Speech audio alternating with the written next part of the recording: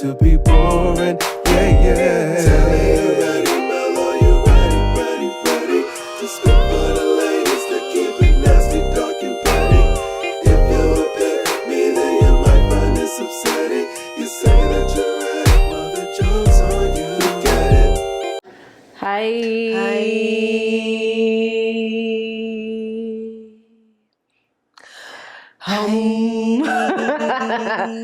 I'm glad you saw where I was going with this. Well, the pose kind of, I'm glad you let knew. me know. Yeah. Yeah. I'm participatory. I'm a fun girl. I don't know if I don't come off as fun, but I'm fun. I'm a fun time. You know, you just... I'm a great time. Sure. You know me to be fun. I didn't say... Oh, I'm feeling defensive. I don't know if I'm not coming off as like a fun girl, but I'm fun. All right. Yeah. Okay. Okay. I'm just here. You think you're better than me because you can cross your legs? I got on a skirt. I can't do it. Can't. I can cross my... Not right now. I don't have no panties on. But... Well, no, that's the second time you done said I rarely wear panties. I thought everybody knew that. Did you not know? I don't really wear panties. I'm not leaving the house with no panties. I don't have fucking super drippy, gushy gush, juicy juice all the time. That's not really my jam. So like... Whoa. She, you know, is motion activated. I don't just be walking around. Motion activated. It's a real push to start situation here. I just never know what my coochie was. It's gonna be sweat, drip drop, or like just regular old discharge. I don't know what she's gonna do based on the day. So you're getting some panties, bitch. You need a muzzle. I don't really have a super soupy cooch. I don't. She just super soupy cooch. I don't. She's just kind of there, and then when it's time to do stuff, she's like, "Hello," and then that's it. Super. She's not soupy like that. Loaded baked potato. It's not, you know. I mean, it's good soup when it's on, but it ain't. I'm male, by the way. I'm Talley. Nice to meet y'all. That's funny as shit. But yes. So I say all that to say, next time I see you, you need to have some drawers on. No, my gynecologist told me years ago, happy pussies don't wear panties, and I only wear panties on my period. Okay, what is this clinician's name so I can report them to the board? She came in that goddamn office telling people happy pussies don't wear panties. And my coochie is happy. She's a happy girl. Mine is really very unhappy. Mine is very because you got all them panties on. See me? When I left earlier today to go pick Cardi up from the daycare, and I didn't have panties on because I was rushing. And I just feel like I'm living life on the edge. I just feel like a woman with nasty woman's disease when I don't have panties on in public. Like I wear panties with jeans because the bitch out here wearing panties with jeans with no panties will kill your whole family. And also the front seam of jeans will rub up on your clit when you're not wearing panties, and then that's a whole different thing because now you're just coming in public. Now you're just squirting so all that's through a your different goddamn situation. jeans. But that's crazy. I just need a panty. I just need the security of a panty. Even when I go to the club and don't have a panty on. That's why I said tampon. Like the trick I would do is like wear a light tampon and tuck it in my coochie. Mm-hmm. But do you have a tuckable coochie? Girl, it's all my coochie is on the inside. I don't have a fat cat. I can't hold nothing in there. I couldn't hold an eyeliner in that thing if I wanted to. And I'm not saying in a tampon way, but like hot dog style. You can't hold nothing hot. Not really. No. Mine could like smoke a cigarette. I have such a little tunchie, you don't understand. Mine could literally, if I put a little joint in the top, it could just... My coochie's so laughable, bro. Like, you know how like everybody got like a little cartoon thing about their body where it's just like, that's just silly. My coochie's giving very much God just be making anything, which I love that. In what way? Is it ugly? It's so cute, but it's little. It's tiny. Like I don't have fat lips. I don't. I'm trying to visualize it. You want to see it? Sure. Oh, I was like, sure. For science. I'm like, this episode will be flagged so bad. My life flagged. I was like, ah! That was so funny. I thought you were gonna show me like a diagram. I like learning. Nah, because honestly, like when I watch porn, I'm talking about in it. I'm out it, please. When I watch porn, I'm really just studying other species of vagina. Like, I'm like, sure, this is sex. Sure, we'll worry about fapping later. What an interesting vagina this young lady has. It's just a coochie. She's just kind of there. But I like it because it's unassuming, right? Because she's not much to look at. So when niggas see it, they be kind of like, she ain't hitting on nothing. Surprise, surprise. It's like a little surprise, surprise. What's the plant? That one fucking plant that looks like a little flower, but there's like a whole monster under it. The Venus flytrap? I was thinking about Venus flytrap, but it's something else I'm visualizing. Or maybe I'm thinking of the the fish. Like from, that's exactly what it is. The fish from Nemo. I was like, yeah, oh, but that that fish is ugly. It's like the big monster. My coochie's cute, but almost in like a condescending way, where it's like, oh, little guy. Is it SpongeBob with that same fish is in SpongeBob and has a flower on its head? Yes. Okay, that's what I'm like. There's a little that. flower I'm thinking about. Yeah. That's what it is. See, that's why I don't have to wear panties. I'm not Miss Big Pussy. I'm just not. I think that's why mine is, because my coochie is close, it gets very hot and gets very sticky because it like sticks to each other. Like sometimes my lips get stuck together. My lips open in the back right now. They're not even touching. I can't imagine having just an open coochie all day. It's just so just like for mine, it is like a little hermit. So it's like I don't want it just stuff hitting. I can imagine having an exposed coochie, and what if a fucking Yorkie comes through, right? A Chihuahua. And does what to me? It just has and looks your coochie right in the eye. Let me tell At you least something. mine has a protective shell. I would have never made it out of the early 2000s when people were getting out of limos and having like snapshots with the paparazzi. Yeah. The way my pussy be winking at people getting out of Ubers. That is terrifying. Actually, I have added your coochie to the list of things I'm scared of, like the man who played Green Goblin. She's a sweet girl. She's friendly. Because like you've seen cool. my girlie's like this. Mine looks like this. Mm-hmm. It's this. Mm-hmm. Was this like a bird's eye view? I'm trying to. Why is it crossed? Boom. Here we go. Okay. That. Right. It's your skin, slip. Hot dog bun. Mine is like, say these pinkies, because it's little, and it's open in the back like that. Terrifying. It's a good cooch, man. I don't know. But some have like mine, but then it has like slices of ham coming on the outside. That's scary. I don't understand. Hey, friend. Never mind. Nope. Don't you worry about it. Hey. How yours? Snapchat us that coochie. No, just describe it. I I'm have kidding. enough of Don't- imagination. unless I you have want generative AI in my brain that will draw it. I'm going to show you my coochie at some point now. Is it open or closed? It's open. What's your favorite kind, Brandon? What's your favorite kind of coochie? In terms physically. There's a man in here. Just looking at it. I ain't gonna lie, you gotta be pretty. I don't like all that sloppy extra.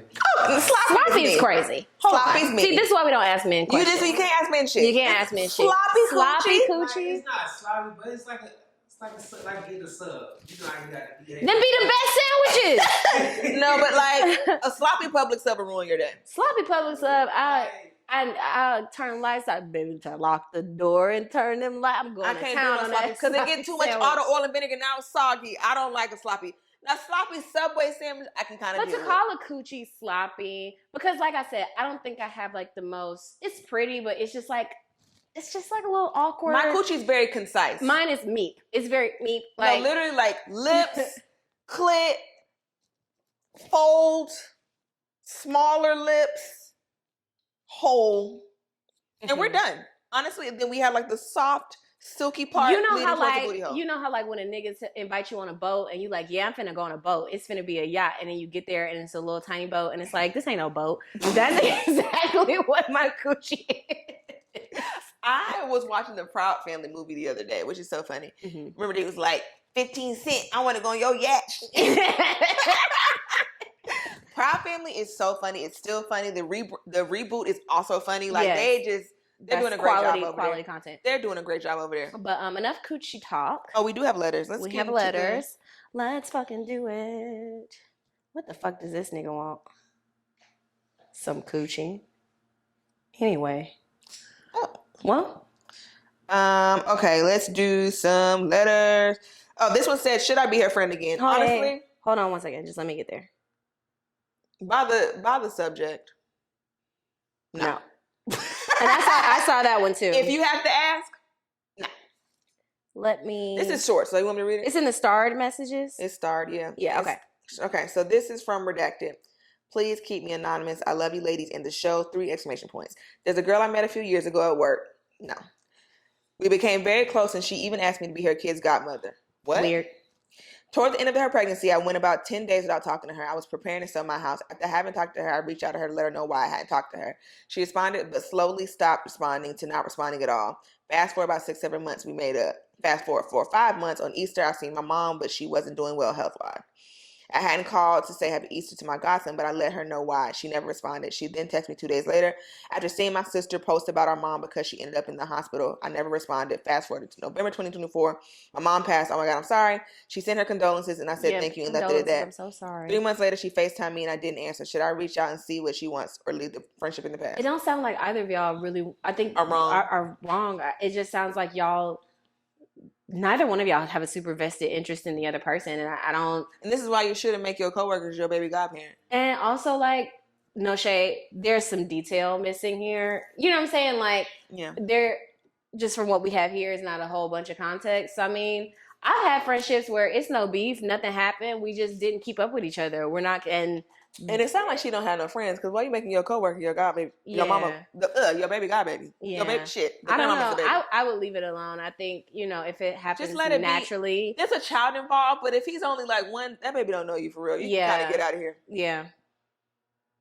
It's a couple babies that I was in their life and now I'm not, and they'll really never know who I am outside of probably like a picture from 1,000 years ago. So when I tell you this, the longest goddamn email we may have ever gotten our friend. This one. What's the?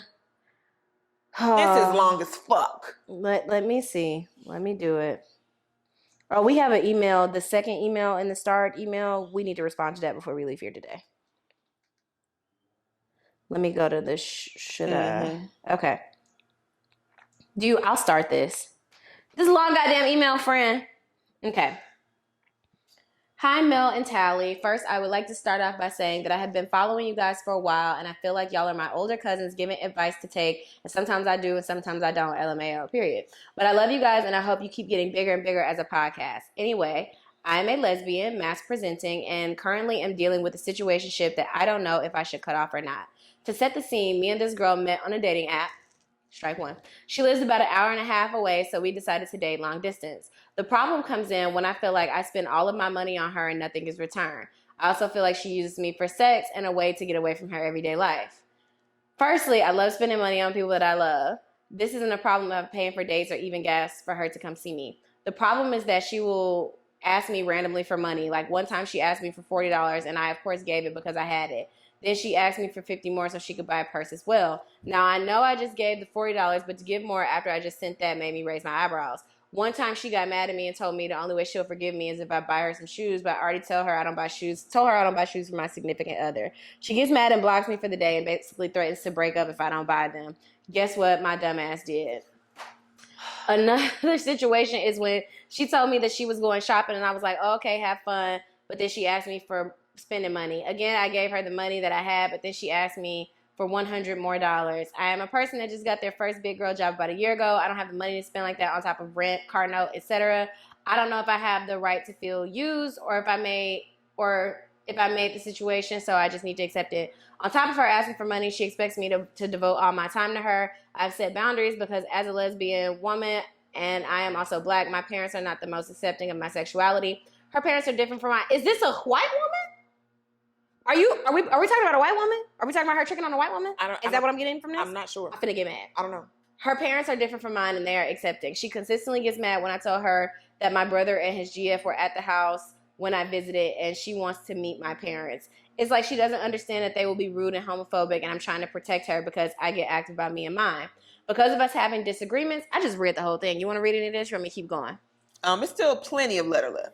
Because of us having disagreements, I'll pick up after this. We decided to go on break. Her decision because her mental was suffering because of past trauma coming back that had nothing to do with me. She has consistently been lashing out on me, hurting my feelings, and telling me I'm like her ex, who, mind you, was an abusive piece of shit. I, for one, have never put my hands on a woman and never will because I was not raised like that, and abusers are scum of the earth. Period. Go ahead. Okay, that's the backstory. Now to the point because I know this is long. I'm glad you know, friend. About a month before we went on break, my friends asked me to go to a concert. She just so happened to have my phone and saw the message. She said she wants to go and... Wait, hold on. Okay. She said she wants to go, and I told her that these plans aren't set in stone, and I don't even know if I'm going. Mind you, my friends don't like her.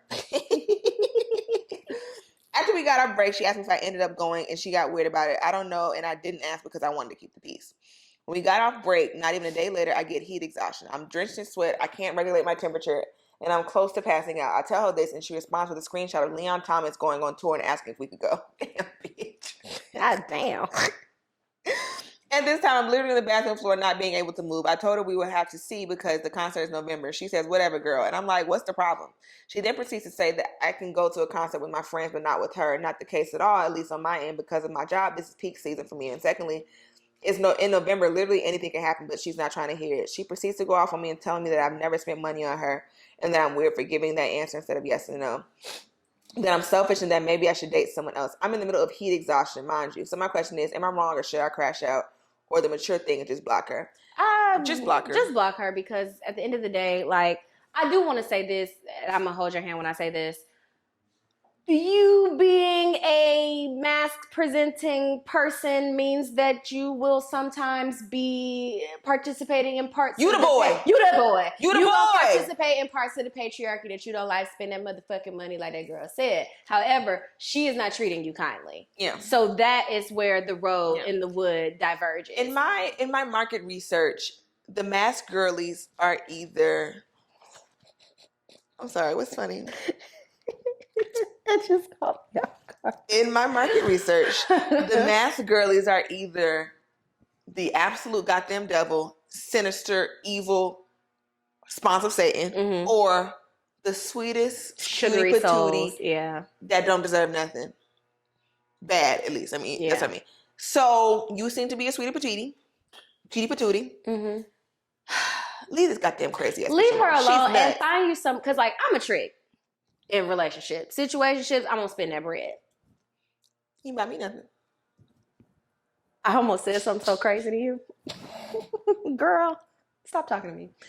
Anyway. I don't like your tone. Hey, you shouldn't. I meant to Well, say- I gotta show some hole to get something nice around here. Set that thing out.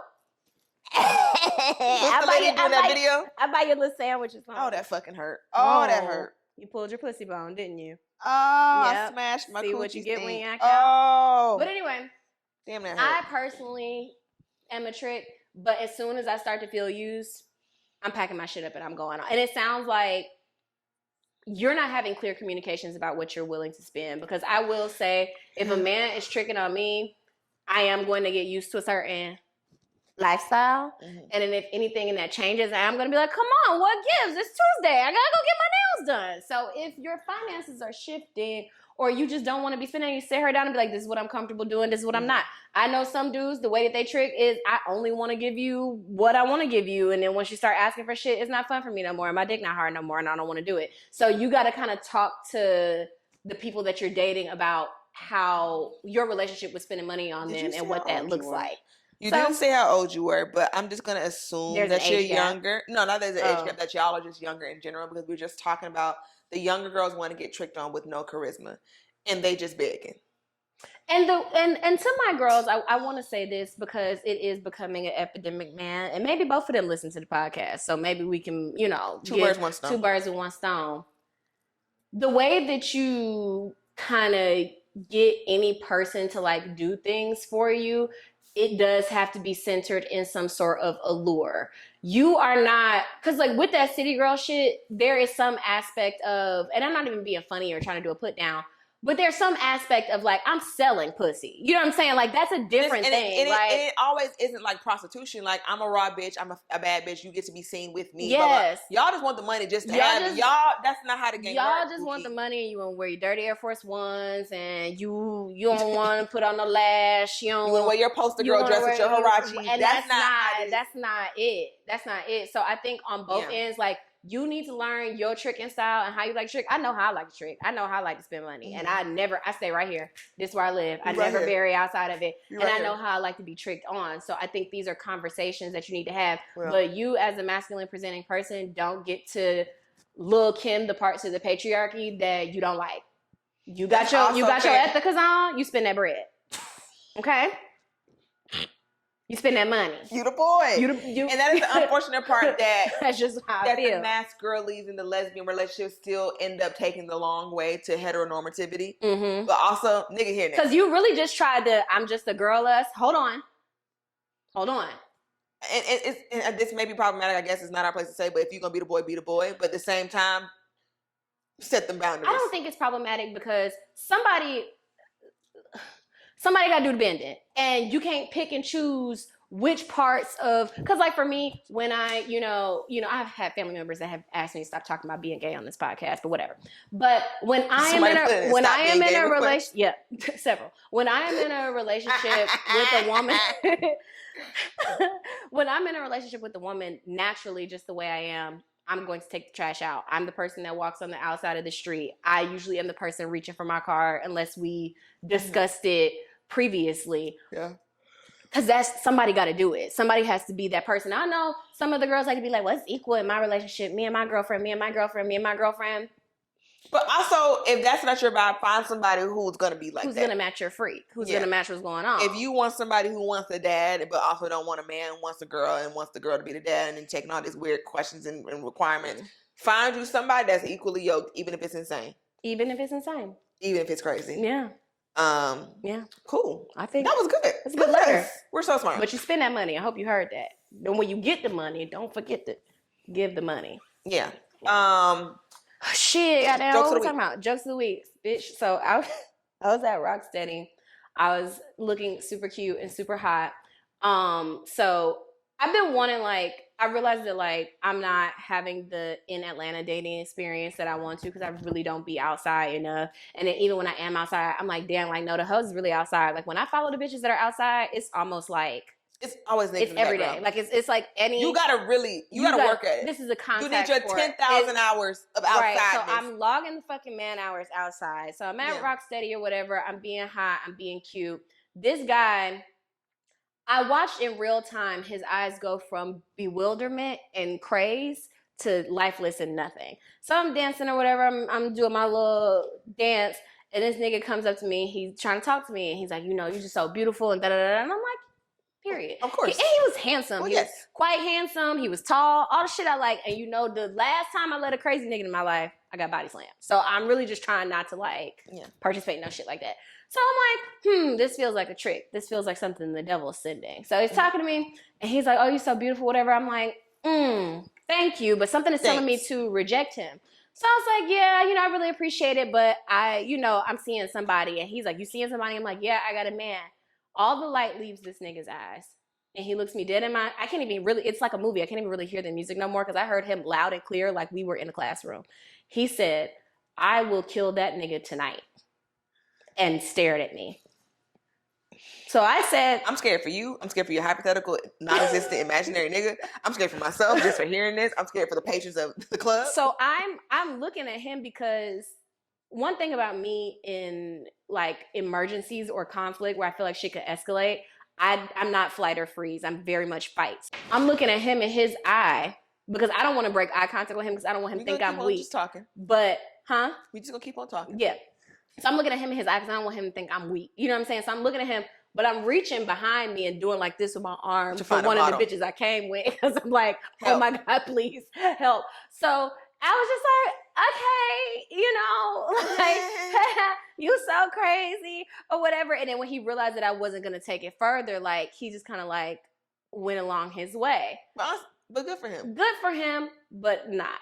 Because I think I upset him and he did a good job of like not taking it out on me. No less than 5 minutes later, I hear a fucking rumble in the jungle near the front door. I turn and look. This nigga is trying to fight 2 bouncers. And it's getting, them Rocksteady steps. No, down. And it's getting Uncle Phil'd down the steps while them niggas chasing down the steps trying to catch that nigga before he get up. I said, oh. He said, I'm not gonna punch you, but someone. He said, he said, no cap in my fucking rap. And I'm like, what if I really had? He thought security was your nigga. I don't know what he thought.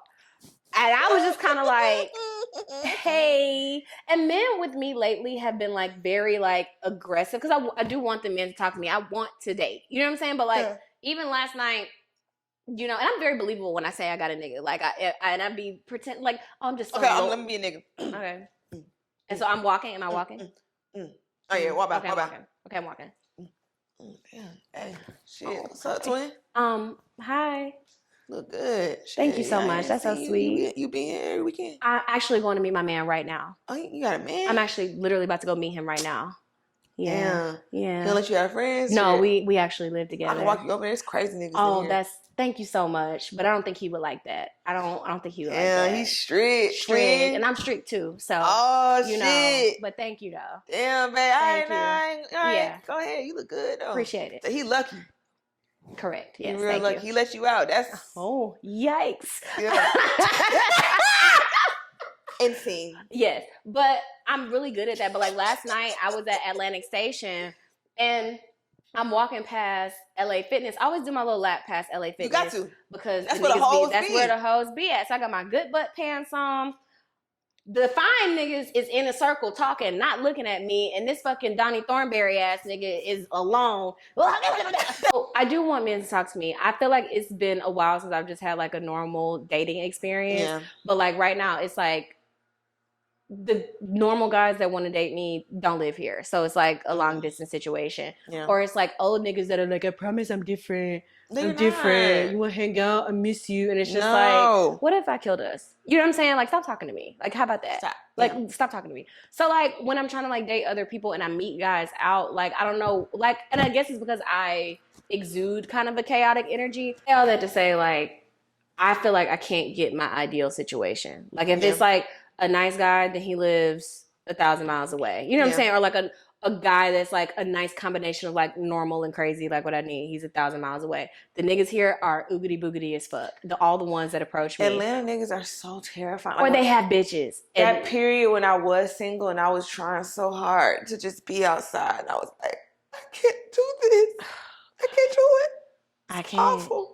They're awful. No, it's bad. It's really bad. And niggas have never been good, but it just was never this bad They in just used to 2018. be more like charming, I guess, and they used to try a little harder. But I also think that the women have shifted to where it's very much like, I need a nigga so bad. So The if you're girls not want niggas so bad, and I'm trying to figure out, okay, I've always been a niggas ain't shit kind of girly, but I've always also had niggas because I'm a cool ass bitch, right? Correct, yes. And it's like, okay, am I tooting my nose up at it because I have a man and I've had a man for so long now, I forgot what it was like to be outside?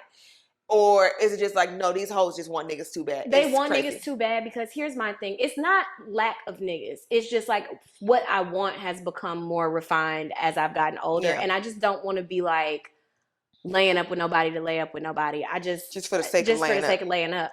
But like the girls be outside like just panting at the niggas, especially if they seem like they got any semblance of money a job, or halfway cute influence. height. And it's just kind of like, I'm just not doing it. Like even some of the shit that I've seen just this weekend is just like the grandmothers not praying. They're not praying for you to be outside like this, acting like you've literally never seen a man before. And I'm trying to figure out what, again, because I have not been outside in literally 5 years, which is crazy. Because I used to be Miss Outside. What has happened? I know it's the pandemic, but in a way, God didn't stop making niggas. We're entering, getting older is so funny. Because we're entering that age where, like, you remember when we used to watch Girlfriends, or you used to watch, like, Waiting to Excel, and it would be a lot of, like, take your man, like, cutthroat shit kind of like vibes. Like, if your nigga get took, he took. Cause it's Hunger Games because I want a husband. It's Hunger Games because I want a husband. So the bitches are really out here like hyper aware that niggas may or may not be headed towards their first divorce, or that they might, if you know, you come at it the right way. Now that first divorce batch gonna go crazy. That first divorce batch gonna hit the motherfucking streets niggas of Atlanta so hard. There's still some bad ones in that batch. It is. But that first good divorce batch, around that 32, 34-ish, yeah, that we about to hit, it's about to be a recession, bitch. Listen, and it's still, you gotta still sift through them, but some of them may have learned some lessons. I just don't want to compete. Like, I'm used to kind of niggas just. And I also know that I can be an intimidating person. I am aware of that. Yes. I'm not an easy approach. So it's kind of like, am I trying to be like sweeter and like all those things? But at the end of the day, I really still hate you niggas and I can't pretend. You only have to like one nigga. That is my biggest little thing I always say. But also sifting through the niggas to find the one you gonna like is just. I don't want to keep sticking my hand it's in Lady this of Popeyes. pile of shit to find a diamond. Yeah. So, I don't know. I said that if I go another year without having a nigga I like, then I'm just going to start a church. I'm going to start a cult. And I'll get niggas that way.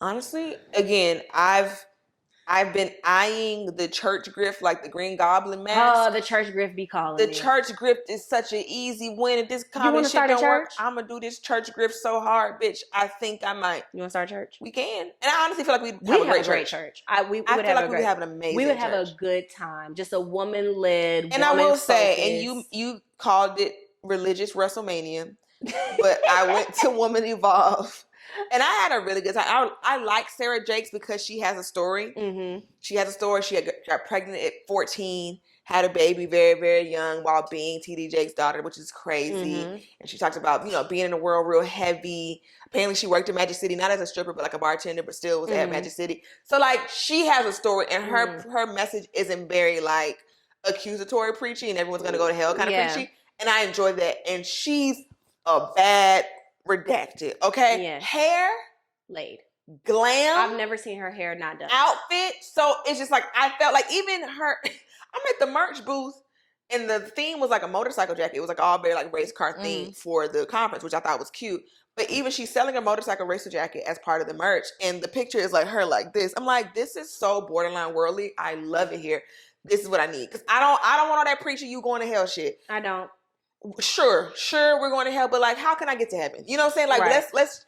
So that's why I enjoyed it. Let's be solution oriented. But it felt good. It was like 20,000 Black women in there praising God, and it was just like, wow, this isn't like my usual vibe. I do enjoy church and God, but like, this is good. It didn't feel icky like church usually does. It didn't feel like a women's conference. Like it didn't feel like your traditional women's conference. It was definitely not. It was in State Farm Arena. Mm-hmm. State Farm Arena. This is completely unrelated to the conference. State Farm Arena got a lemon pepper dip. So what's in the dip? It's like, think about buffalo chicken dip, but lemon pepper. Hold on. Exactly. It's the chicken in there. Lemon pepper chicken dip. I might need that motherfucker was so good. I'm in the club like, this is, the meme of the man with 2 plates. That was me. Yeah. So I'm getting my word. I'm eating my dip. I'm having a good time. That's great. But the church, and not even saying that she's grifting, but like the church vibe and like a baddie church. And there's a cool way to go about it without being icky. And I'm going to figure out that lane. Yeah. For my joke of the week. Yes. I've been having flights from hell. Yes. I have been having flights from hell. I flew back from LA a couple Fridays ago. And well, by the time y'all hear this, it'll be 3 weeks since then, but whatever.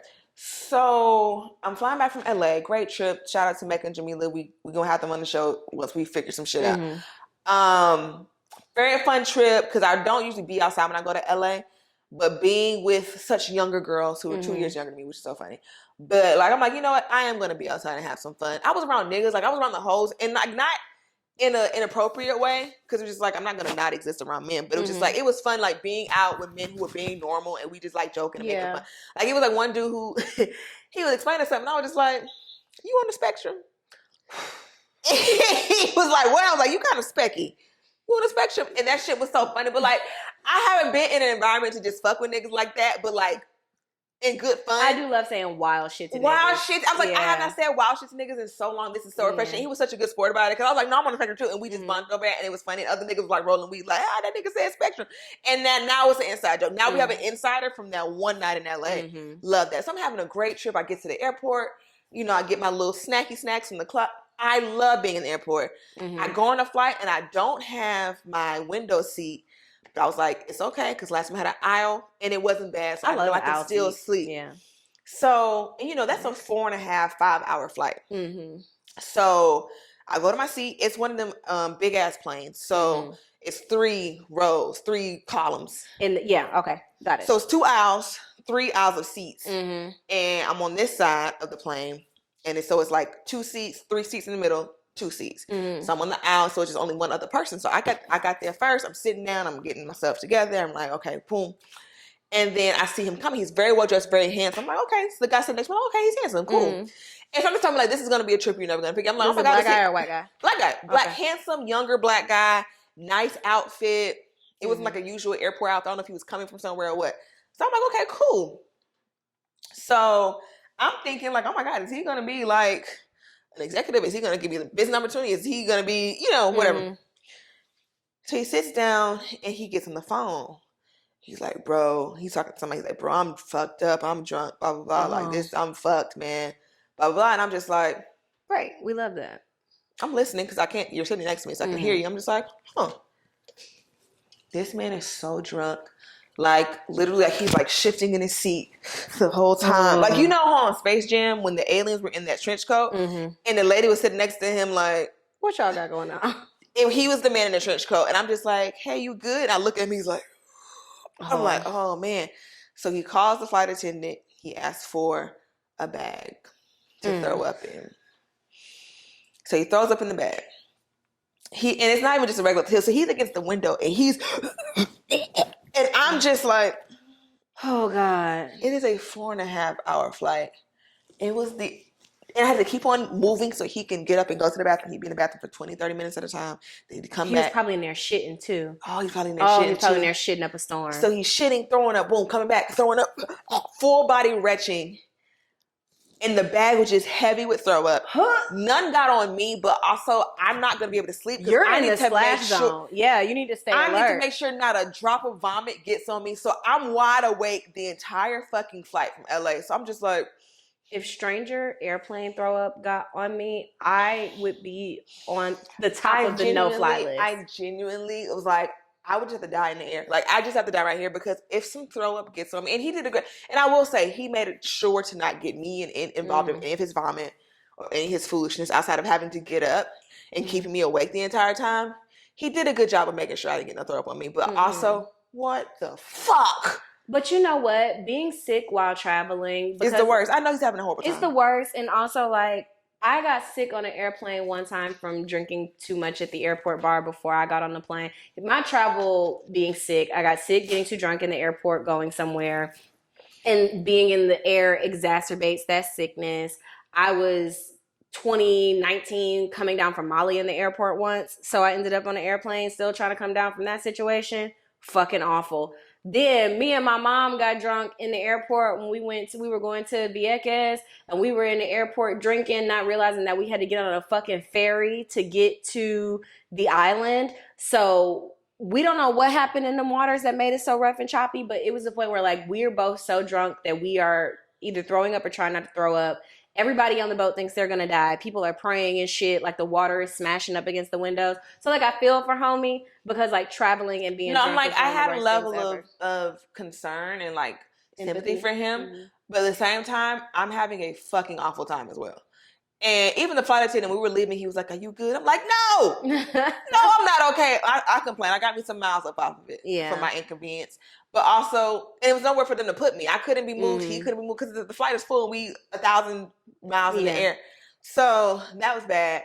So I recovered from, and my nerves are bad too because me and Dwayne, this is some nerd shit. Me and Dwayne had booked a movie. I landed at like 6:30. The movie started at 7:15. I had to get from the airplane to his car to the movie theater by 7:15, and I was pushing it. And I'm like, if I miss a second of Fantastic Four, it's gonna be some motherfucking problems. And then we landed, and we were in F gates, and I'm just like,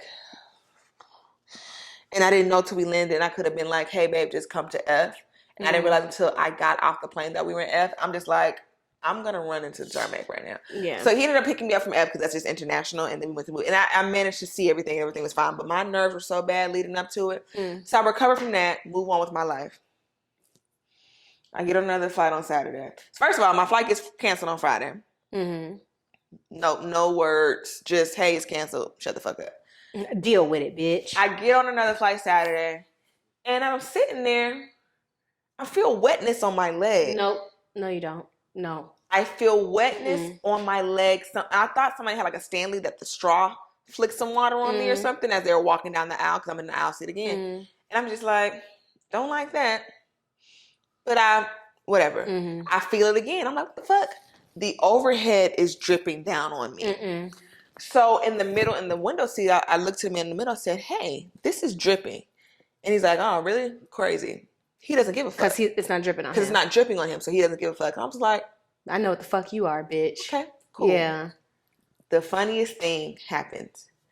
When they close the boarding door and they close it, it drips. When I tell you his entire arm, his leg gets dripped on whatever mystery water, wherever the fuck it's coming from, all over him. And I'm just like, But also, I told you motherfucking ass was dripping. And you didn't care when it was and me. you didn't care when it was me. Yeah. His whole shit is fucking wet with droplets of mystery water. And I'm like, I don't know if it's in the bin because my shit wasn't wet. Mm-hmm. I don't know if it was coming from the outside. I don't know where the water was coming from. Mm-hmm. So the lady go gets him. And then the flight attendant was... matter of fact, I don't remember getting them fucking mouths. Let me check that right now. No, I know. But like, now that I think about it, she said she was going to give us a mouth for our inconvenience. I ain't seen no goddamn moves on my phone. So... then she gives us some napkins. She was also like, "Oh, it's wet. Yeah, bitch, it's dripping. Do something. Help." Because you are attending the flight, not me. Not me. She I'm gives us not like the one attendant. Lysol wipe. I'm wiping shit.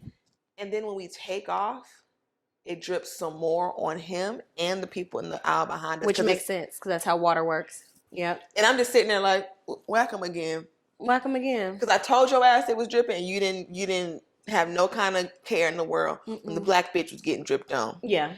So now take them drops, ho. Mystery liquid is one of my least favorite things in life. Absolutely. Something wet touched me from the trash can the other day. Yeah. Oh, it came on there. That's what I fucking thought. And I literally just had to sit down on the couch. Something wet in the trash can touched me. I said, oh, okay. I see what the universe is trying to give me. Don't worry about it. Because you can't even fight back. You just gotta just no, reset. when shit like that happens, I just go lay Whatever down. I did to upset the universe, I'm so sorry. My bad. don't even worry about it. Shit. What we got next? What we talking about? Shit. I don't know. We did talk about the Metro shit a little bit, but we can dive a little deeper into it. Or do we have some TikTok shit you want to talk about before we go into TikTok this? shit that I want to talk about. Let me go look and see what I got saved right quick before we move on. Hold Okay, on.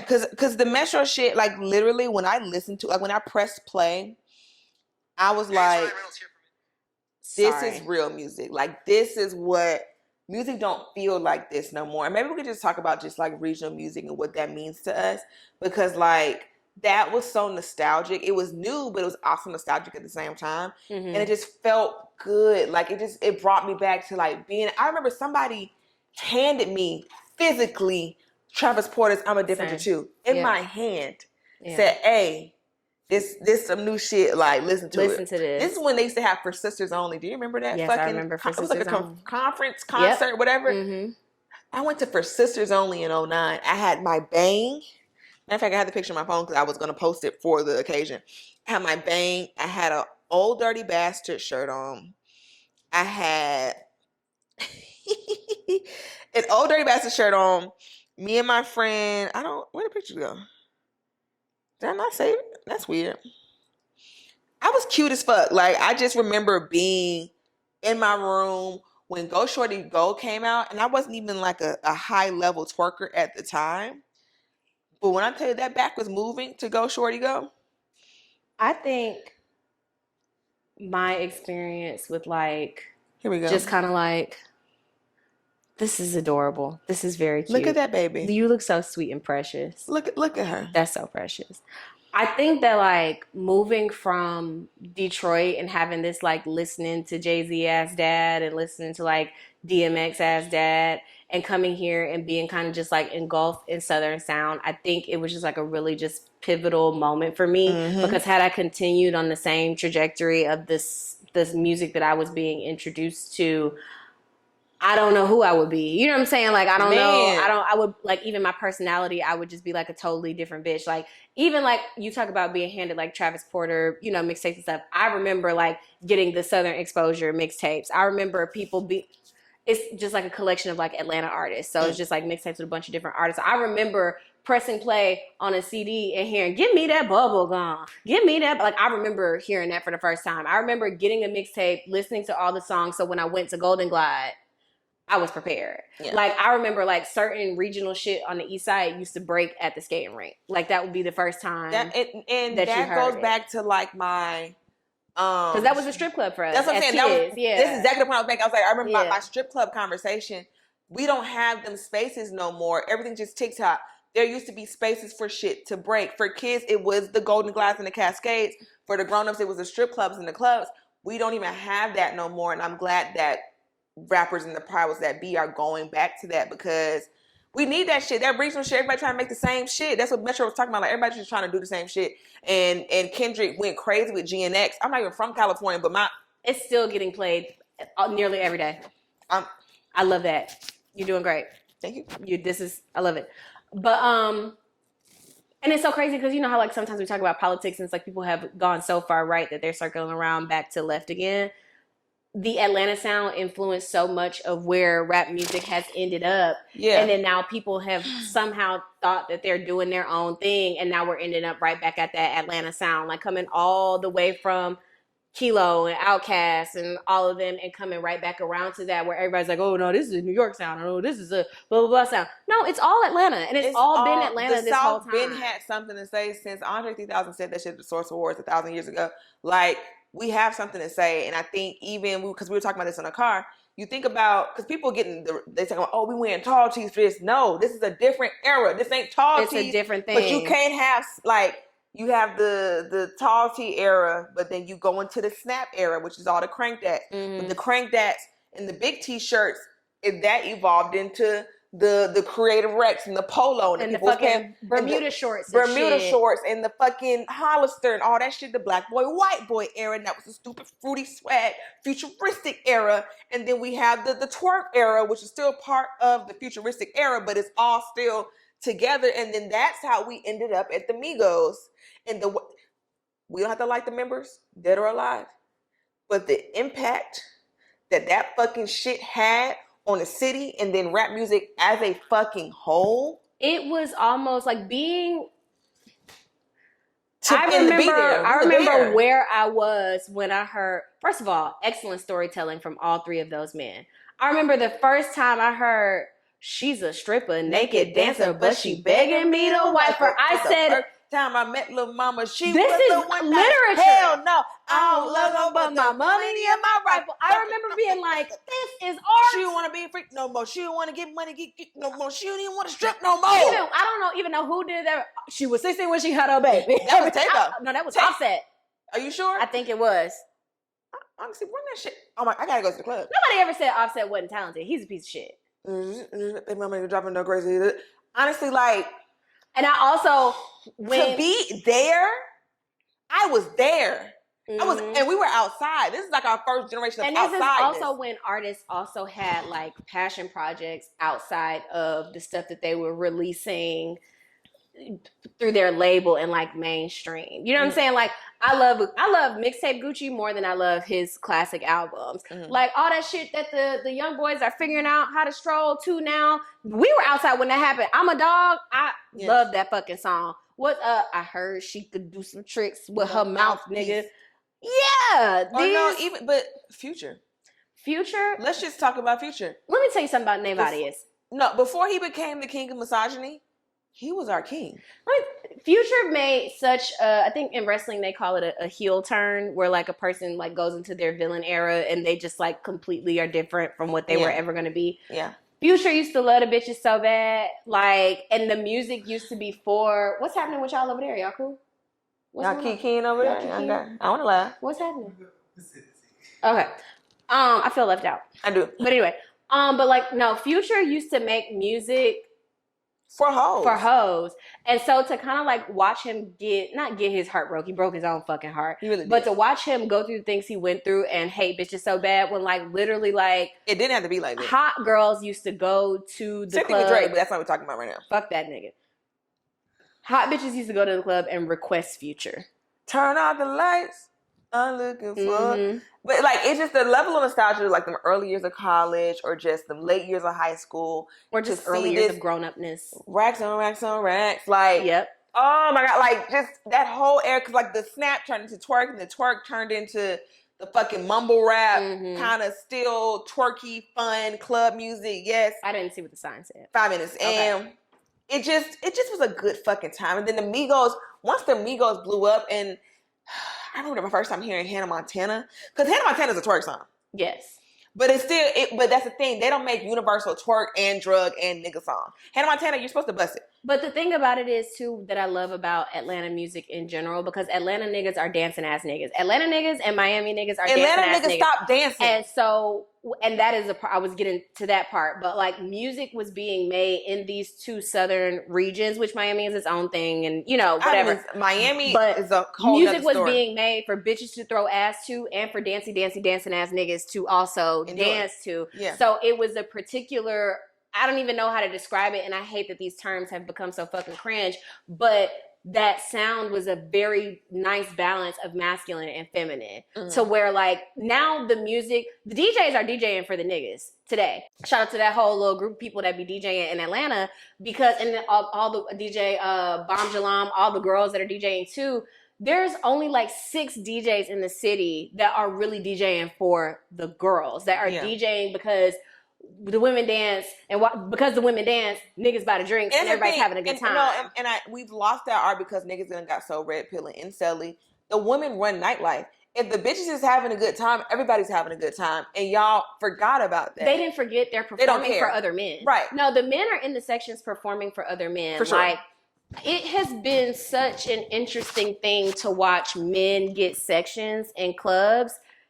Nary a bitch in the section the whole time. You and these 5 niggas came up, got dressed outside to sip out of the same bottle, and no bitches around. You hoes are on a date. You bitches are on a group date. You're dating each other. This is a 5-way date. Where's the pussy? And then y'all not even actually having fun. You just want to stick it to the bitches. And you're shooing bitches out the section. And I hate to do it. I hate to say it, but that's what it is. It's homoerotic. Because my thing is like, I don't buy sections because I don't have to do that.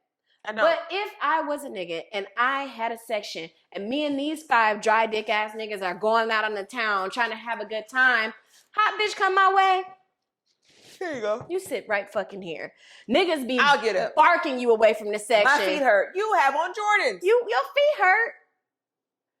What the fuck is going literally like I remember I was at Deeper one time. And it was like some niggas in a section, and I refuse to buy a section at Deeper. I'm sorry, unless it's like my birthday or something. I'm not buying a section at Deeper. I was leaning up against the back of one of the sections. I didn't even realize people had sat right there because at the point that I was leaning on it, nobody was over there. A nigga is trying to push my arm, use his arm to push me off the back of the couch, and he's like, "Man, well, yeah, and we did pay for this." We did pay for this. Mind you, 8 niggas in the booth. Not one. 8 niggas to 1 bottle. Woman. Y'all are each about to have 2 1/4 ounce of alcohol. Right. And I can't rest my ass cheeks. I'm not even you trying to sit felt on the hot buttered buns behind your head. Get out of and here. You said no. And he's Ron testing you out the goddamn section. What the fuck is this? What? Get me to God's country. Because this is not it. But no, like even the other night when I was like invited into the section or whatever, I was like, this is what it's supposed to be. This is luxury. It's a nigga handed me a fan and said, here. Niggas got fans now? The boys bring their fans out. Just like the girls now. The boys bring their fans out. Wow. I got handed a fan. I was given an alcohol. I was, given napkins. I was treated as I should be treated. These niggas be outside on a group date. You know what's so crazy? I'm going to the club on Friday, and I've decided I'm gonna go. It's part of the family. You don't want to go. I don't. Because it's gonna be some people there that you don't want to see. Well, one of which owe me something. So we'll get there. Ooh. But don't come up with me. Come with me with your fisticuffs, bitch. I don't know nothing about that lifestyle because that's not me. But no, I think I'm gonna go to South DeKalb Mall and find me something very stank to wear. You know who else has good stank clothes? Mama's going out. Who? Edge at Cumberland. They got some great stank clothes. You think I'm driving all the way to goddamn out here to go to the goddamn mall? That's where I get my slut clothes from. And Akira, but they be too pricey sometimes. Akira's high as fuck. Is there Akira at Cumberland? There's an Akira at Cumberland. And this, did not know that. I just go to one at Perimeter. The dress I had on the other night was so fucking hot. Like, I go to South DeKalb Mall. It's only 2 whole stores left in there. And if I must go, I'll go. Ain't that cute? I saw this. Yeah, it's very cute. It's very like Tyler. I got that from Akira. But anyway, I think we supposed to stop now. I think we're supposed to shut the fuck up. Okay, well, hey, it's a good time. And I haven't, speaking of region, I did want to just shout out Florida. Florida is my favorite region of music outside of Atlanta, obviously. Mm-hmm. And I feel like no one outside of Florida gets it because Atlanta's been able to go mainstream. I think New Orleans is very mainstream. So many bounce songs have gone, to the top. Mm. But I remember Drake tried to Culture Vulture one time on some Florida shit. Which song? I talk back and keep it white and black. Only sent right there. Yeah. Oh yeah, I mean that be lit. You know what I'm talking about. and no one got it. I played that shit out. This is like 2017, 18. I'm like, this is the best song Drake has ever made. But because Miami sound and South Florida sound and that like fast music 954, like that shit is so specific to the region, you're not gonna get it if you're not from there. So it hasn't really been able to break out to mainstream. Like I didn't hear Miami music until I got to Alabama State. I didn't hear. I didn't never realize that it hit other schools until my Albany people was playing at an Albany because a lot party. of the DJs that end up being the big DJs at HBCUs end up being from Miami. Mhm. So like certain shit that we had this DJ that he would be playing, I mean, what the fuck is that? But then after you get past your what the fuck is that, you're like, no, I was at Essence Festival. It's so funny, and I hear Beam Ah playing at Essence. I'm like, what the fuck is that? Who's playing Beam Ah in New Orleans? It was fucking MT. That was so funny to me. I was like, it's fucking MT in here playing Beam Ah. But like, also people are like, what the fuck is a Beam Ah? Exactly. You don't fucking get it. Beam Ah. And then like the dances is just so like. the dances are a little too involved for me. When Now that when they were scrubbing the ground, they didn't do that when I was a child. I did not get the scrub the ground lessons. We just rolled out. We just called it popping. And I used to be that I was good at. I was never super dancey. Like I'm just gonna do a little twerking and that's gonna have to be I it. was I have a very mean dancey. heel toe. Mean. I can heel toe. Mean, nasty heel toe. No, nasty. I've been booty shaking since I was, but it was different in Miami because like booty shaking was booty shaking, and it wasn't like a sexual inappropriate thing for a little girl to be doing, even though it is, but it wasn't deemed that. I've been booty shaking since I was a little girl. I used to learn how to shake my ass in Mississippi when I would go for the summers, and then I would come back and be practicing, and every now and again I got caught, I got snatched up. But when I say I got it out the mud shaking this ass, I'm gonna get grown and clap these cheeks. Me and my I'm sister, gonna do it. You know, me and Monique didn't get along with much, but I remember being like 3 or 4, and my front door was like a front door, then was a closet with a mirror. So it's kind of secluded from the rest of the house because if you were over there, you can't really see unless you like in the dining room. So she sat me and she said, "It's time you learn. It's time you learn how to pop." And I was just like, okay.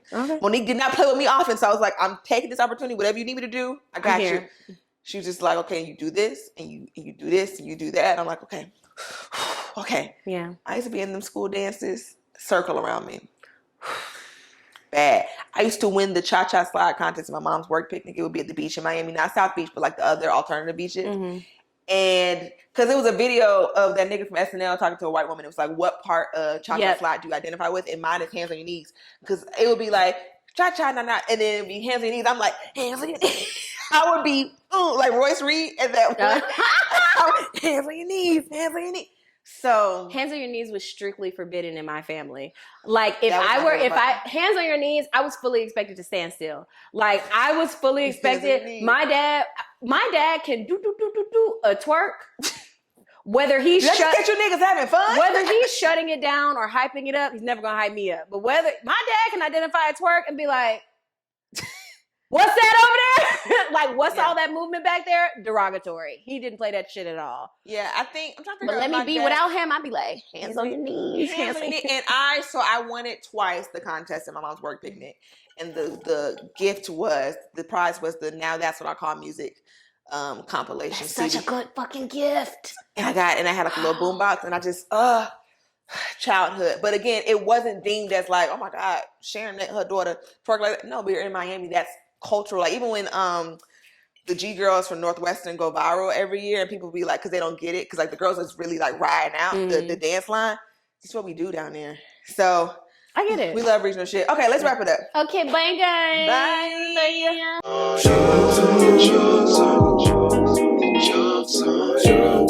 Drugs.